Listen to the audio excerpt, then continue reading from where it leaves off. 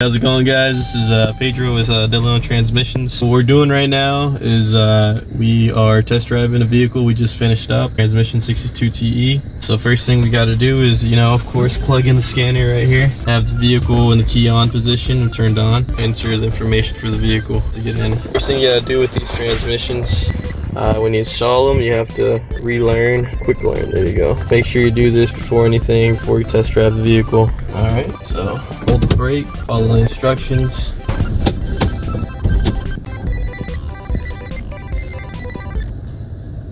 Eventually, one eternity later. So much later that the old narrator got tired of waiting and they had to hire a new one.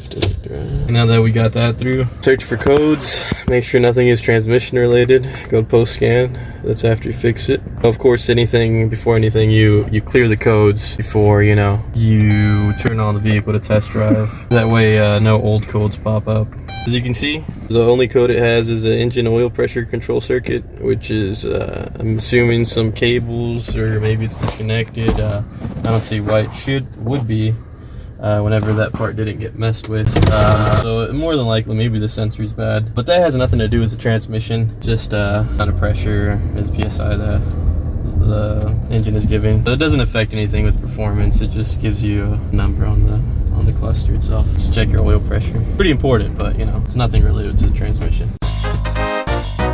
So right now we just gotta go from 0 to 60. Make sure every gear engages correctly. So I just did 1 second, third gear right here, 4th.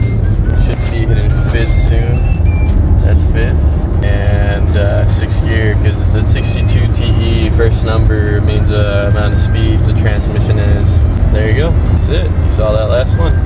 Working perfectly fine, so it should be ready, should be good to go. Even then, before we turn in any vehicle here at the transmission shop, we do test drive it for at least 1 to 2 days. Alright, well, I'll see you next time on the next video.